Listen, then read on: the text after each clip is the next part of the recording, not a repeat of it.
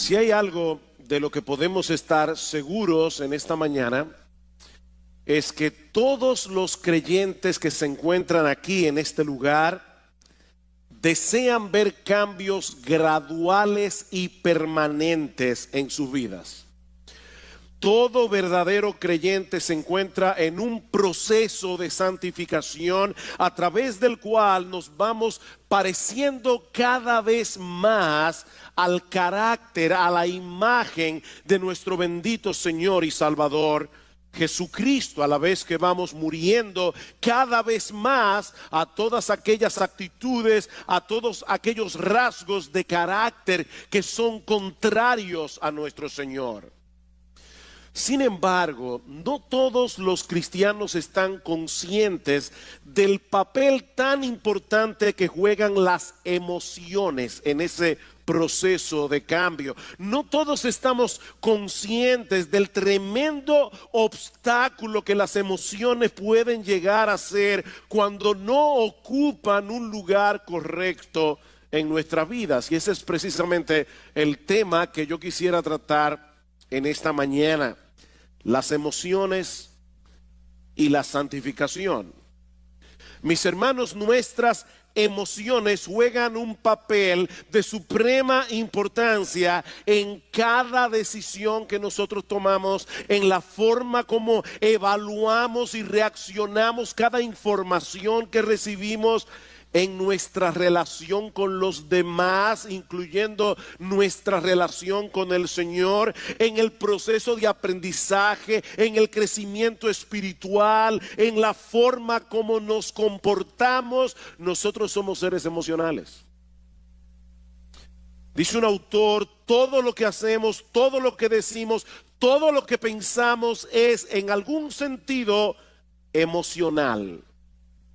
De hecho, constantemente nosotros nos encontramos revelando lo que hay en nuestros corazones en forma o en función de nuestras emociones. ¿Cuántas veces nosotros decimos me siento de esta o de aquella manera? Todo el tiempo. Ya yo no me siento igual con respecto a esta persona. No me siento igual que antes. Somos seres emocionales.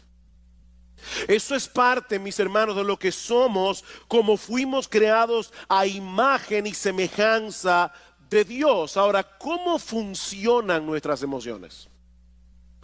Ese aparato emocional que Dios colocó en nuestras almas, ¿cómo funciona? ¿Podemos nosotros ejercer algún tipo de control sobre nuestras emociones? ¿O somos más bien controlados por ellas? ¿Cómo debe ser la interacción entre nuestras emociones y nuestra razón? ¿Se han visto ustedes seguramente muchas veces en esta situación de saber con la cabeza que tienen que hacer algo, pero en el corazón no tener el menor deseo de hacerlo?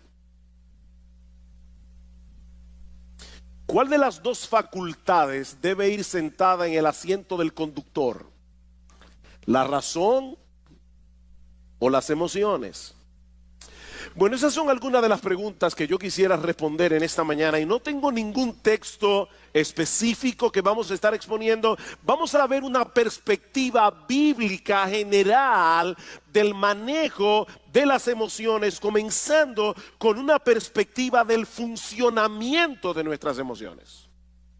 ¿Cómo funcionan nuestras emociones? Bueno, para responder esa pregunta tenemos que entender que nosotros somos seres emocionales porque fuimos creados a imagen de un Dios emocional. Como decíamos hace un momento, Dios tiene emociones, Dios siente emociones. Solo que a diferencia de Dios, nosotros somos seres compuestos. Dios es solo espíritu, nosotros somos cuerpo y alma. Nosotros tenemos una parte material que es el cuerpo, tenemos una parte espiritual que es el alma, y esa parte material interacciona con la parte espiritual en una forma increíblemente misteriosa. Nosotros no podemos entender de ninguna manera cómo es que interactúan en nosotros el cuerpo y el alma. Por ejemplo, Estás triste. ¿Dónde está esa tristeza? ¿Dónde radica? Radica en el alma. Pero esa tristeza que radica en el alma te lleva a llorar con lágrimas físicas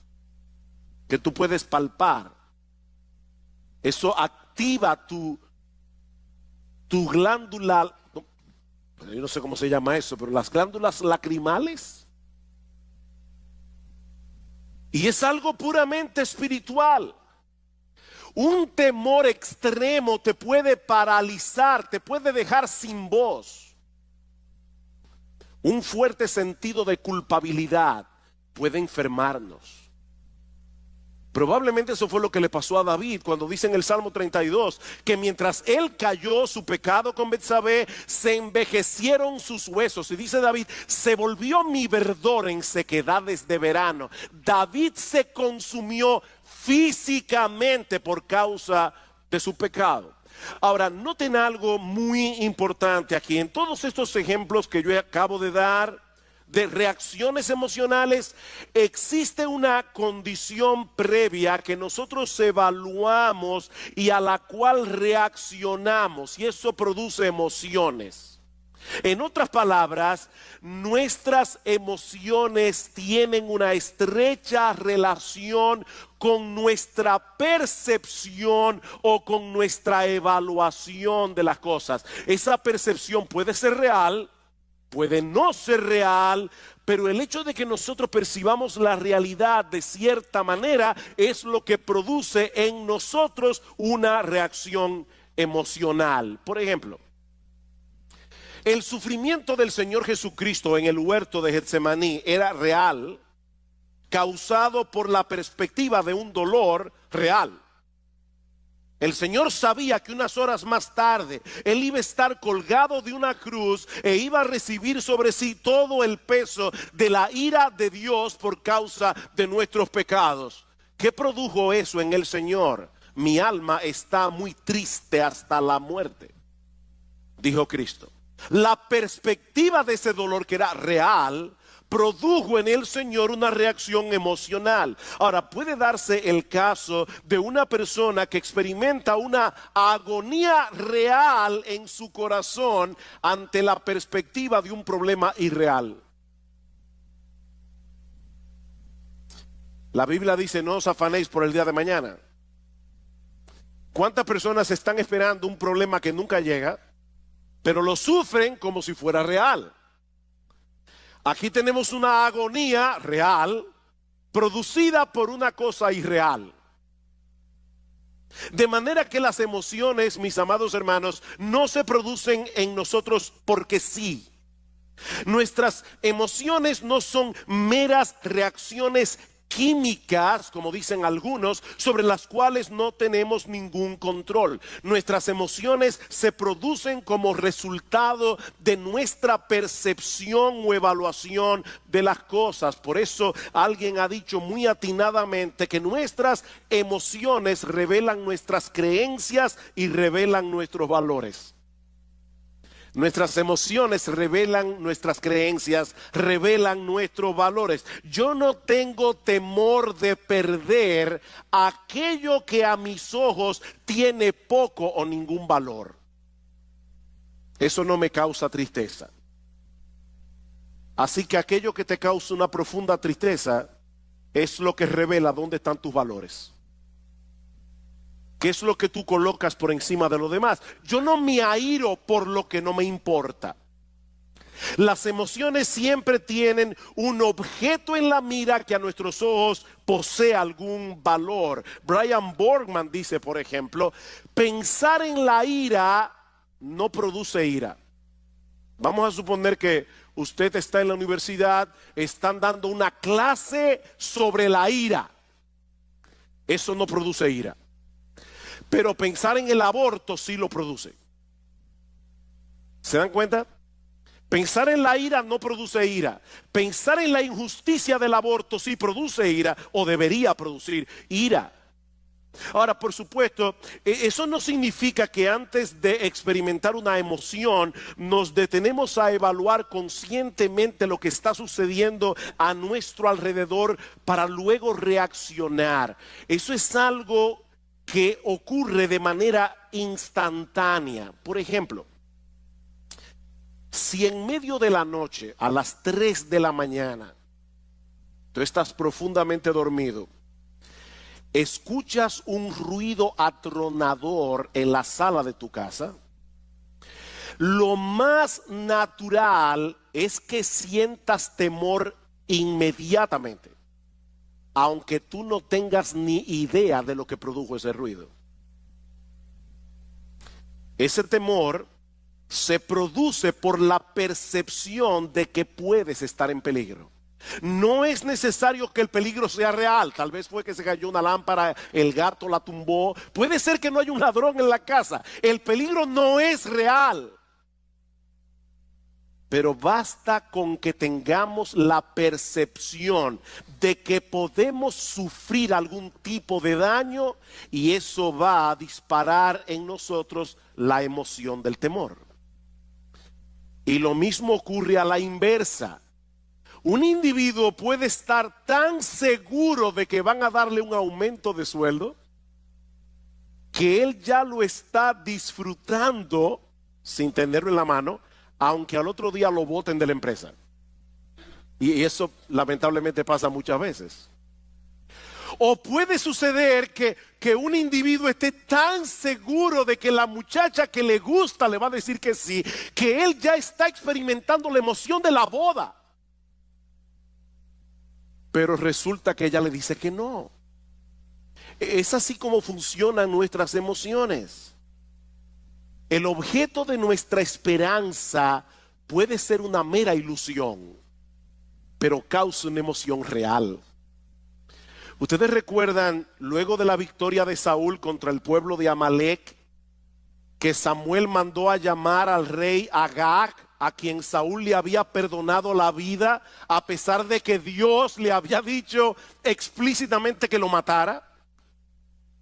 Dice la Biblia en 1 de Samuel capítulo 15 versículo 32, que Agag vino delante de Samuel alegremente, pensando dentro de sí que el peligro había pasado. Unos minutos más tarde fue descuartizado. Su alegría fue real, pero su perspectiva de la realidad no lo era. Y eso nos lleva de la mano a nuestro segundo encabezado. Ya vimos, yo espero que se haya podido entender cómo funcionan las emociones, cómo se disparan las emociones. Bueno, veamos ahora en segundo lugar nuestra responsabilidad en el control de las emociones. Nuestra responsabilidad en el control de las emociones. Mis hermanos, si nosotros partimos de la presuposición de que nuestras emociones son impulsos primitivos o meras reacciones químicas sobre las cuales no tenemos ningún control, entonces nosotros no somos responsables por las emociones que experimentamos. Sin embargo, es interesante notar que en la Biblia Dios nos da órdenes muy precisas con respecto a las emociones que nosotros deberíamos sentir con respecto a ciertas cosas. Dios nos da órdenes emocionales. Por ejemplo, en Deuteronomio capítulo 6, versículo 5. Dice que nosotros debemos amar a Dios. ¿Cómo? Con todo nuestro corazón, con toda nuestra alma, con todas nuestras fuerzas. Ese es un deber que Dios impone sobre el hombre. Y eso no solo incluye nuestra voluntad, eso incluye nuestras emociones. Mis hermanos, lo que Él espera de nosotros no es una obediencia fría, formalista, mecánica a sus mandamientos. Lo que Dios espera de nosotros no es una ortodoxia fría. Lo que Dios espera de nosotros es que le amemos, que le adoremos, que le alabemos, que le sirvamos con todo nuestro ser. Y eso incluye nuestro intelecto, incluye nuestra voluntad e incluye nuestras emociones. ¿Qué dice el Salmo 100? Cantad alegres a Dios, habitantes de toda la tierra. Venid ante su presencia con regocijo. Nosotros debemos venir a la casa de Dios, debemos venir a encontrarnos con el pueblo de Dios y sobre todas las cosas debemos venir a la presencia de Dios con una expectativa de alegría. Ahora ya yo me imagino a algunos aquí pensando: pastor, pero es que yo no puedo darle una orden a mis emociones para sentir ciertas cosas o para dejar de sentir otras cosas. ¿Cómo yo hago eso? Y eso es verdad, en parte. Yo no puedo decirme a mí mismo, si estoy, ¿verdad?, frío, apático, y voy a la iglesia, vengo para la iglesia, yo no puedo decirme a mí mismo: voy a tener gozo, voy a tener gozo, voy a tener gozo. De paso, eso suele matar el gozo. Cuando tú te levantas por la mañana y dices: yo tengo que tener gozo, eso no te va a producir gozo. Ahora, ¿noten algo interesante en ese texto de Deuteronomio 6 que yo acabo de citar? Dice el Señor: amarás, ¿verdad? Amarás al Señor tu Dios con todo tu corazón, con toda tu alma, con toda tu mente. Y luego el pasaje continúa diciendo: y estas palabras que yo te mando hoy estarán sobre tu corazón, y las repetirás a tus hijos, y hablarás sobre ellas estando en tu casa y andando por el camino y al acostarte y cuando te levantes, y las atarás como una señal en tu mano y estarán como frontales entre tus ojos, y las escribirás en los postes de tu casa y en tus puertas. En otras palabras, ese amor de Dios se nutre del conocimiento que nosotros obtenemos acerca de Dios por medio de su revelación. Para amar a Dios con todo nuestro ser, alma, intelecto, voluntad, emociones, necesitamos información fidedigna acerca de Dios, una información que, según este texto, nosotros debemos traer continuamente a nuestras cabezas y a la mente de nuestros hijos. En otras palabras, hay una relación estrecha entre nuestras emociones y nuestro conocimiento. Hay una relación estrecha entre nuestras emociones y nuestro proceso de pensamiento.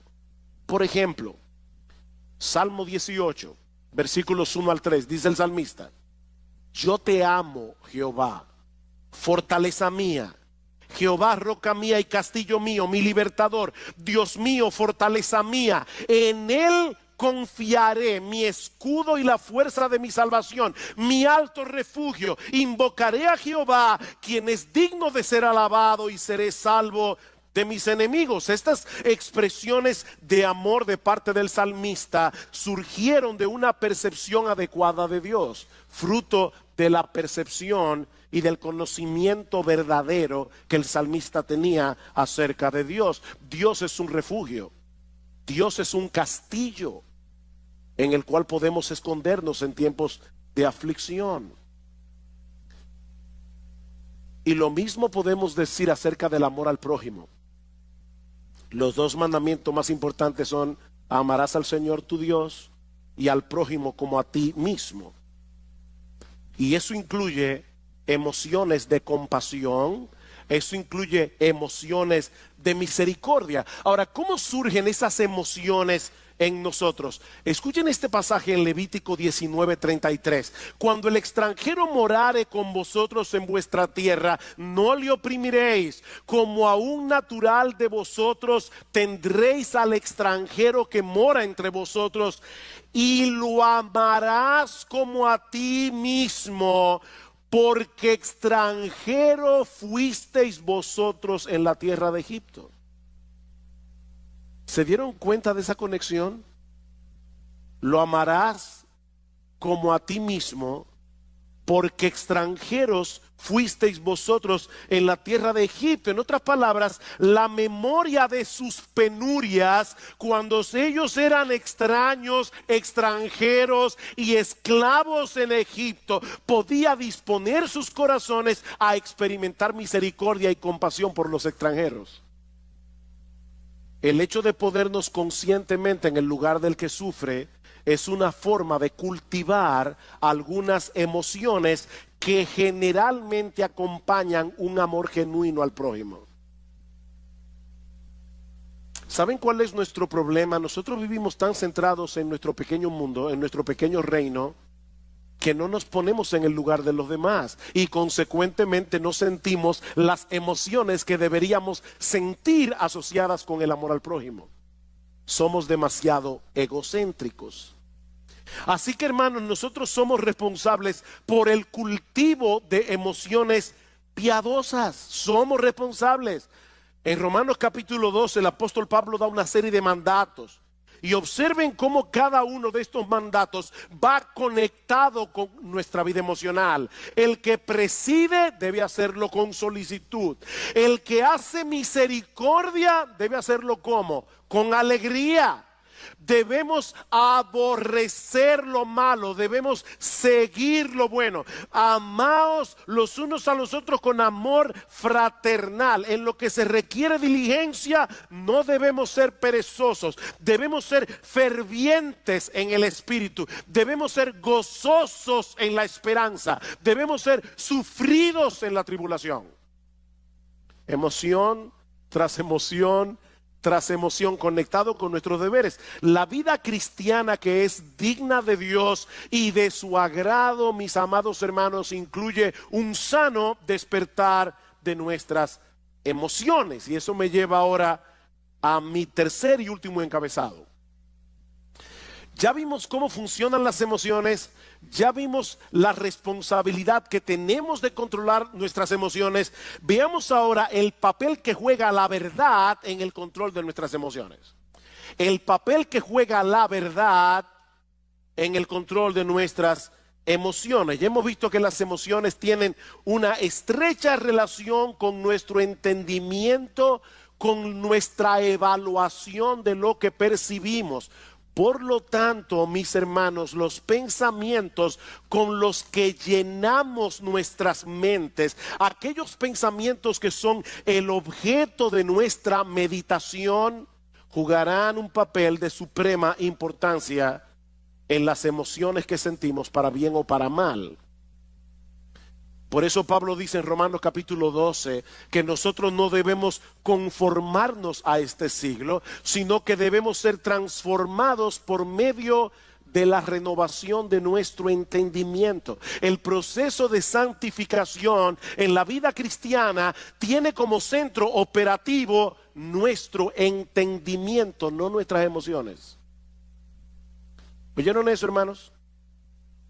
El proceso de santificación tiene como centro operativo nuestro entendimiento, no las emociones. Nosotros llegamos a la vida cristiana con muchas mentiras en nuestras mentes que ahora deben ser gradualmente desplazadas por la luz de la verdad de Dios revelada en su palabra. Eran estas mentiras las que estaban detrás de todo comportamiento pecaminoso y de toda emoción pecaminosa. Vamos a Efesios capítulo 4, versículo 17.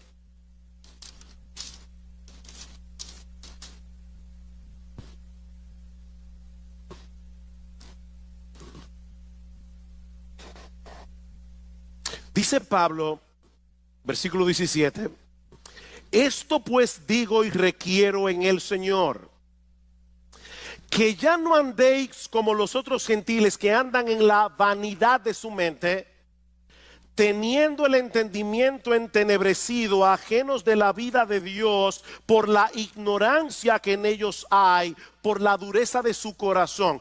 ¿Por qué los incrédulos viven como viven? Pablo dice, porque tienen una mente vana en lo que respecta a las cosas espirituales. Pueden ser personas sumamente inteligentes en todo lo demás, pero en lo que respecta a la vida de Dios son ignorantes.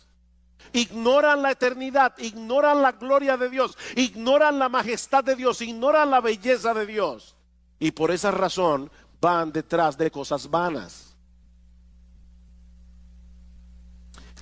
Tim Chester dice: nosotros pecamos porque creemos la mentira de que estamos mejor sin Dios, de que sus reglas son opresivas, de que seremos libres sin Él, de que el pecado ofrece más que Dios. Es una forma equivocada de pensar que produce emociones equivocadas y un patrón de vida equivocado. Más adelante dice Chester: no mucha gente se ve a sí misma como alguien que cree mentiras, pero cada vez que nosotros dejamos de confiar en la palabra de Dios, estamos creyendo en otra cosa, ¿no es así? Y esa otra cosa siempre es una mentira. La palabra de Dios es verdad. Todo lo que tú crees que es contrario a la palabra de Dios es una mentira, y esa mentira va a producir en ti pecado. Y mis hermanos, esto es algo crucial. Recuerden que nuestras emociones dependen de nuestra percepción de la realidad. ¿Por qué nos deprimimos y nos amargamos ante las circunstancias adversas de la vida? ¿Por qué? Oh, pastor, pero eso es obvio. Si yo tengo un problema económico, me voy a deprimir porque tengo un problema económico. Si tengo un problema de salud, me voy a deprimir porque tengo un problema de salud. No. La razón por la que nos deprimimos y nos amargamos ante las circunstancias adversas de la vida es porque en el fondo de nuestros corazones nosotros no creemos que Dios esté en control. Es porque en el fondo de nuestros corazones nosotros no creemos que Dios nos ama. Nosotros no creemos que Dios está obrando a nuestro favor. ¿Se dan cuenta? Y no importa lo que tú digas con tu boca acerca de lo que tú dices creer. No, tu vida emocional revela qué es lo que tú realmente crees. Alguien decía que hay una brecha, un abismo entre lo que nosotros creemos en teoría y lo que creemos en la práctica. Hay una brecha allí. Déjenme ponerles un ejemplo. Y quiero ser lo más práctico que yo pueda, por eso estoy poniendo muchos ejemplos en esta mañana, porque este no es un tema fácil de entender, no es algo tan fácil de agarrar conceptualmente. Basado en la enseñanza de Pablo en la carta a los Colosenses, una de las cosas que Pablo nos dice en esa carta es que nuestra identidad está en Cristo y que nosotros estamos completos en Él. Colosenses capítulo 2, versículo 9 al 10. Eso quiere decir, mis amados hermanos, en términos bien prácticos, que nosotros no tenemos que tratar de probarle nada a nadie. Nosotros no tenemos que tratar de impresionar a nadie con nuestro desempeño, porque nuestra valía no depende de nosotros, depende únicamente de Cristo. Únicamente. De hecho, como decíamos cuando predicamos la serie de Colosenses, nosotros ni siquiera tenemos que tratar de impresionar a Dios, porque ya Jesús lo impresionó por nosotros. Ahora bien, un creyente puede estar aquí hoy en la mañana escuchando esto que yo acabo de decir como una declaración: nuestra valía, nuestra identidad, todo está en Cristo, nosotros estamos completos en Cristo. Un creyente puede estar aquí hoy, ahora mismo, en esta mañana, y estar asintiendo a esta enseñanza bíblica con todas sus fuerzas. Si nuestra identidad está en Cristo, o como dice Pablo en el capítulo 3 de Colosenses, nuestra vida está escondida en Él. Pero resulta que mañana, cuando este individuo que está aquí sentado hoy llega a su trabajo, le dan la información de que él ha sido despedido. Era un trabajo muy bien remunerado en una empresa muy reconocida. Ahora, esta persona tiene buenos ahorros, ha recibido una abundante remuneración por sus prestaciones laborales. Sin embargo, ahora se siente profundamente abatido, profundamente deprimido, porque en su mente él ha perdido su razón de ser en la vida. Antes él era alguien, porque él trabajaba en esta empresa tan reconocida. Pero ahora él se siente como un don nadie, más digno de compasión que de respeto. ¿Saben por qué? Porque en la mente de ese individuo, no importa la teología que él decía con la boca, en la mente de este individuo su identidad no depende de Cristo, depende de sus logros personales. Y eso le puede pasar a un padre. O sea, su identidad depende de que la gente lo reconozca como un buen padre. Una madre, su identidad depende de que la gente la reconozca como una buena madre. Y por supuesto, cuando sus hijos hacen una de las suyas, sobre todo públicamente, delante de todo el mundo, su universo se desmoronó. Porque toda su identidad descansaba en esa identidad que esa persona había forjado. Ahora fíjense, este individuo que perdió el empleo, él sigue siendo cristiano, ¿verdad que sí? Él es creyente. Solo que ahora es un creyente desempleado.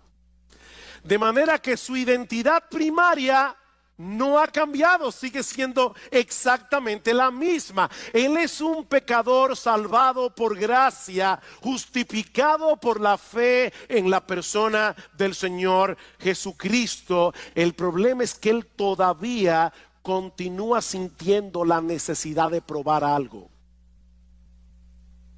No sé si se dan cuenta de lo que estoy tratando de explicar aquí. Él está tratando de probar algo, de justificarse ante los demás, o de justificarse ante sí mismo, cuando lo cierto es, mis amados hermanos, que nosotros no tenemos nada que probar. Cristo es nuestra identidad y eso no cambia con las circunstancias. ¿Ven ustedes, mis hermanos, cómo la mentira obra en nosotros? Así que si queremos ver cambios en nuestras vidas y llegar a ser emocionalmente estables, necesitamos que la verdad de Dios revelada en su palabra continúe desplazando las mentiras de nuestros corazones. Dice Tim Chester, la santificación consiste en hacer cada vez más pequeña la brecha que hay entre nuestra fe confesional y nuestra fe funcional. Nuestra fe confesional, lo que tú dices creer, tu teología, con lo que tú realmente crees en la práctica. Y más adelante él añade, tratar de cambiar únicamente nuestra conducta no funciona, porque las mentiras que crearon esa conducta continúan allí todavía. Vamos al Salmo 119. Salmo 119. Ustedes conocen que este salmo tiene como tema central la palabra de Dios. Esto es un poema de amor a la palabra de Dios. ¿Qué dice el salmista en el Salmo 119? Versículo 25. Abatida hasta el polvo está mi alma. Vivifícame según tu palabra. ¿Qué puede sacarte de ese abatimiento? La verdad de la palabra de Dios. Versículo 28. Se deshace mi alma en ansiedad. ¿Qué debo hacer? ¿Tomar un ansiolítico? No, susténtame según tu palabra. Versículo 49. Acuérdate de la palabra dada a tu siervo, en la cual me has hecho esperar. Ella es mi consuelo en mi aflicción, porque tu dicho, lo que tú dices, Señor, que es la verdad verdadera, es lo que me ha vivificado. Versículo 92. Si tu ley no hubiese sido mi delicia, ya en mi aflicción hubiera perecido.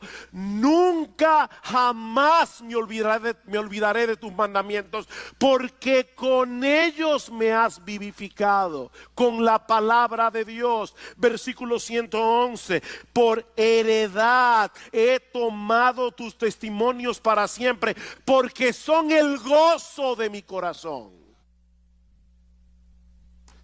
Mis hermanos, ¿qué es lo que el salmista está diciendo aquí? Que es la verdad de Dios revelada en su palabra la que nos hace libres. Es la verdad de Dios revelada en su palabra la que nos consuela. Es la verdad de Dios revelada en su palabra la que levanta nuestra alma abatida. Es la verdad de Dios revelada en su palabra. Es el evangelio, mis hermanos, lo que nos hace libres. Es la verdad revelada en la palabra de Dios la que debe ir sentada en el asiento del conductor de nuestras vidas, no las emociones.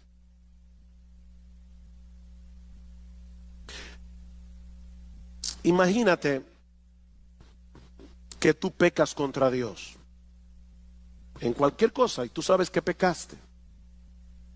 El Espíritu Santo te redarguye de pecado. Tú le pides perdón a Dios. Déjame hacerte una pregunta que quiero que respondas allí donde estás, en tu corazón. ¿Cuántas veces tú has pecado contra Dios, le has pedido perdón por tus pecados y sigues sintiéndote culpable?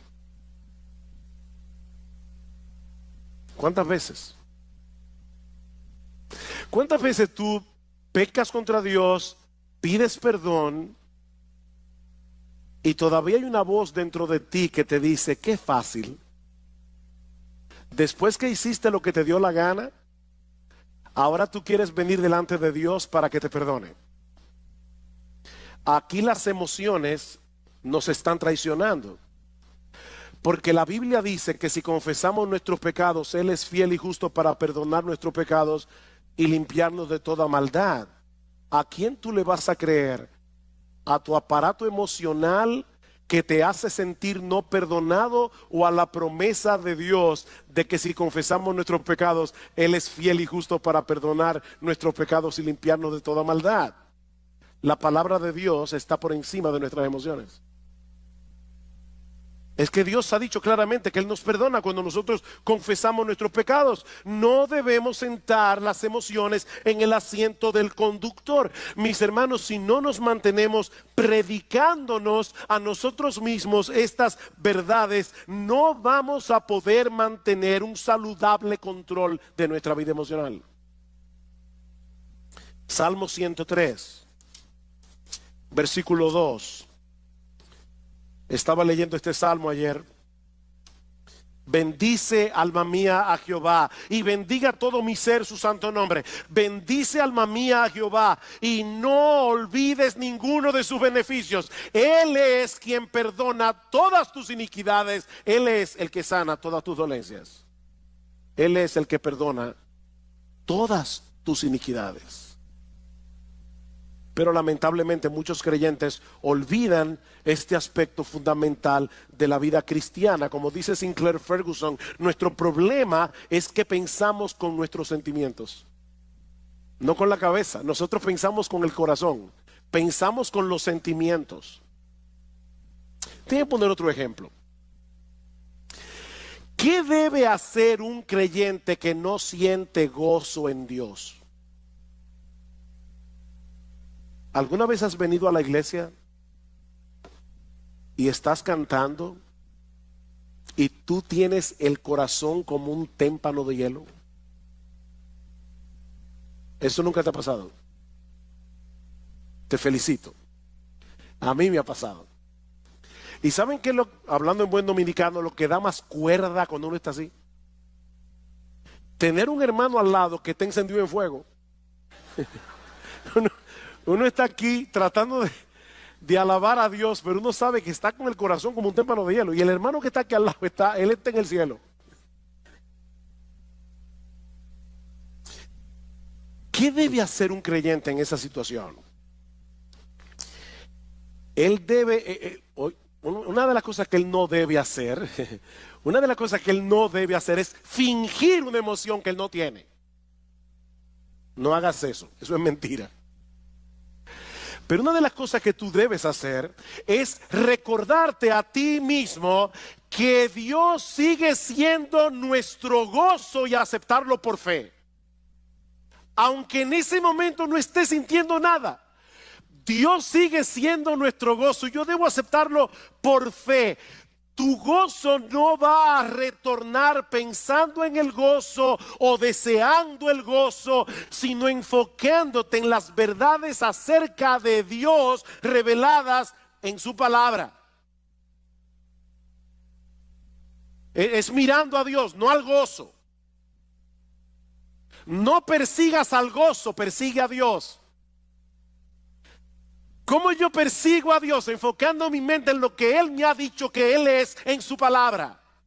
Y yo voy a comenzar a recordar atributo tras atributo tras atributo de lo que Dios revela de sí mismo en su palabra, hasta que mi corazón comience a arder otra vez. Y puede ser que eso no pase inmediatamente. Eso puede tomar horas, eso puede tomar días. Pero nosotros vamos a estar luchando con el ángel hasta que Él nos bendiga. ¿Te sientes temeroso porque tú no tienes el control de muchas cosas que pueden ser una amenaza eventual en tu vida? Recuerda que nuestro Dios es grande y todopoderoso. Todas las cosas que existen fueron creadas por Él, y Él está en control de todas y cada una de ellas. Dice en Mateo capítulo 10 versículo 29 al 31 que no se cae un pajarito del cielo sin que la voluntad de Dios así lo permita. ¿Saben lo que ocurre cuando no confiamos en el control soberano de Dios? Que entonces nosotros trataremos de asumir ese control en una forma pecaminosa, ya sea tratando de dominar por la fuerza a los demás o de manipularlos. La manipulación no es más que un intento de tomarle a Dios el control. Yo quiero controlar a las personas a mi alrededor. Otro ejemplo. ¿Te has dado cuenta que muchos de los pecados que nosotros cometemos tienen que ver con nuestro afán de obtener la aprobación de otros, o por temor a que otros te rechacen? ¿Tú te has dado cuenta de ese movimiento de tu corazón? La Biblia le llama a eso temor a los hombres. Y en Proverbios capítulo 29 versículo 25 dice que el temor a los hombres es como un lazo que nos esclaviza. Ese es un problema muy común que se manifiesta de muchas maneras. Por ejemplo, susceptibilidad a la presión de grupo, necesitar que las personas me den algo, cariño, respeto, admiración, preocupación por nuestra autoestima, llenarte de compromisos porque no sabes decir que no. Eso es temor a los hombres. Pequeñas mentiras para lucir bien delante de los otros. Compararte con otras personas. Sentir temor de compartir el evangelio. Eso es temor a los hombres. ¿Cómo podemos lidiar adecuadamente con el temor a los hombres? Bueno, la psicología humanista nos aconseja aumentar nuestra autoestima, y lamentablemente muchos creyentes han caído en esa trampa. Pero eso no resuelve el problema, sino que lo complica. Porque en realidad la baja autoestima no es otra cosa que una elevada autoestima disfrazada. ¿Tú oíste eso? La baja autoestima es una elevada autoestima disfrazada. Déjeme explicar eso, porque sé que veo la cara de algunos mirándome así como con una cara de signo de interrogación. Una persona puede ser muy tímida, le da temor abrir la boca, y algunos dicen es que el pobre tiene una baja autoestima. No. La razón por la que él o ella es tímido es porque se estima tanto que él tiene miedo de abrir la boca y confirmar ante los demás que es un tonto. Es mejor callarse y dejar que las personas sospechen que tú eres un tonto, abrir la boca y confirmar que lo eres. Entonces la razón por la que mucha gente es tímida es porque no quiere descubrirse delante de los demás, porque se estima demasiado a sí misma. Si no se estimara tanto, no tuviera temor de los demás. En el fondo, nuestro problema con todas esas cosas que yo he mencionado es que estamos creyendo que no tenemos el estatus que creemos merecer. Alguien dice: nosotros elevamos deseos que a menudo son buenos en sí mismos, el deseo de ser amado, el deseo de afirmación, el deseo de respeto. Elevamos eso al nivel de necesidades sin las cuales pensamos que no podemos tener una vida equilibrada. Hablamos de necesitar la aprobación y la aceptación de otros cuando nuestra verdadera necesidad es glorificar a Dios y amar a las personas. Esa es tu verdadera necesidad, glorificar a Dios, no que la gente viva para ti. ¿Cuál es el remedio para el temor a los hombres? El temor a Dios. El temor a Dios. Él es grande, Él es glorioso, Él es digno de admiración, Él es digno de temor reverente, Él es digno de adoración. Medita a menudo en su gloria, su grandeza, su justicia, su santidad, su amor, su poder, su esplendor, su belleza, su gracia, su misericordia, su compasión. Y tú vas a ver cómo el temor a los hombres comienza a desvanecerse en tu corazón. Salmo 27.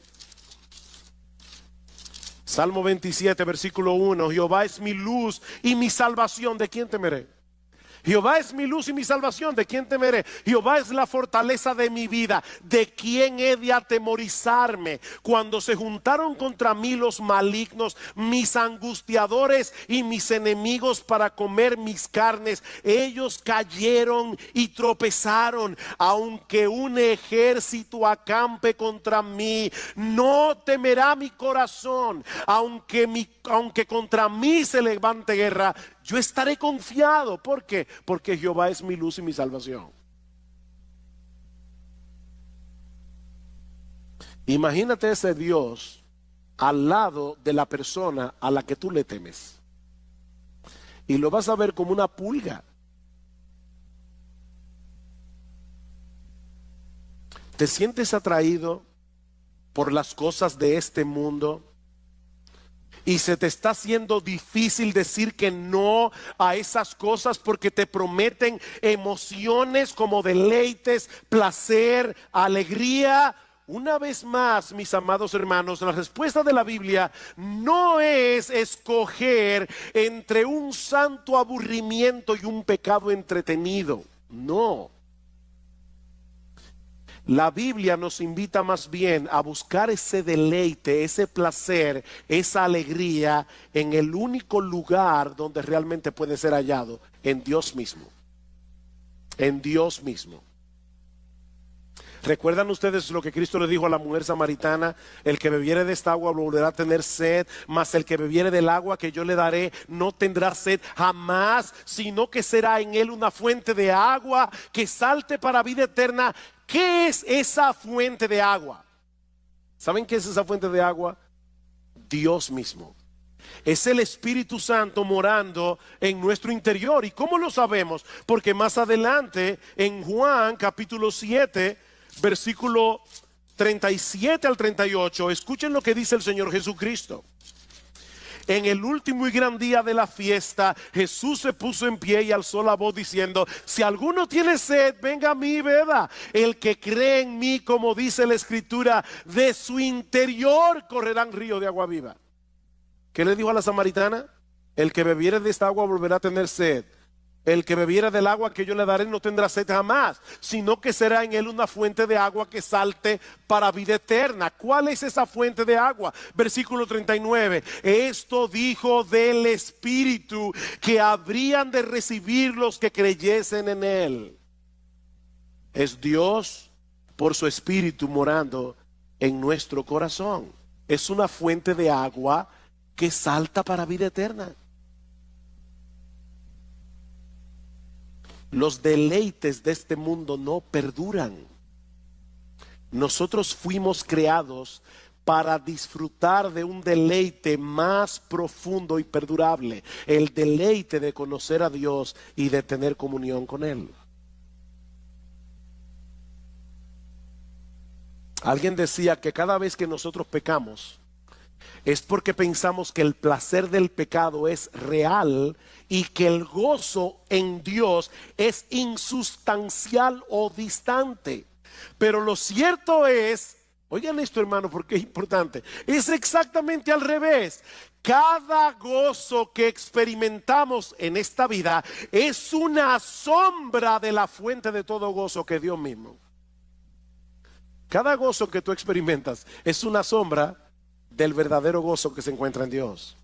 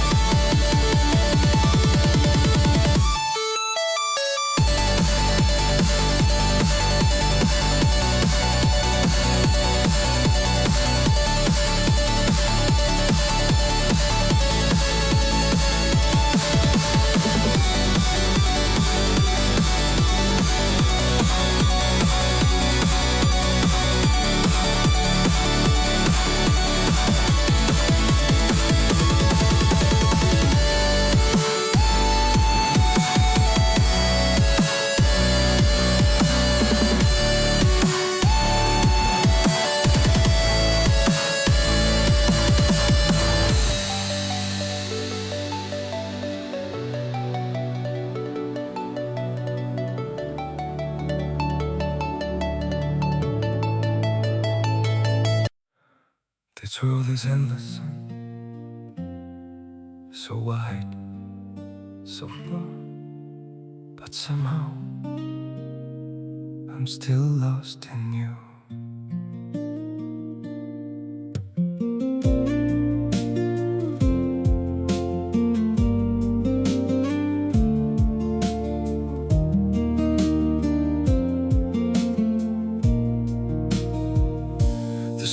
streets are full of moving shadows, countless places I could go. City shining, people passing, yet I still feel so alone. Every road keeps leading nowhere, every sky feels cold and blue. In this world so vast and open, I'm still lost in missing you. The world is wide, so wide before me, but I keep losing my way. Somewhere in the endless distance, your memory makes me stay. The world moves on without us, but my heart remains untrue. For no matter where these feet may wander, I'm still lost in missing you. I have tried to outrun silence, tried to leave your ghost behind, but your name still echoes softly through the corners of my mind. The world is wide, so wide before me, but I keep losing my way. Somewhere in the endless distance, your memory makes me stay. The world moves on without us, but my heart remains untrue. For no matter where these feet may wander,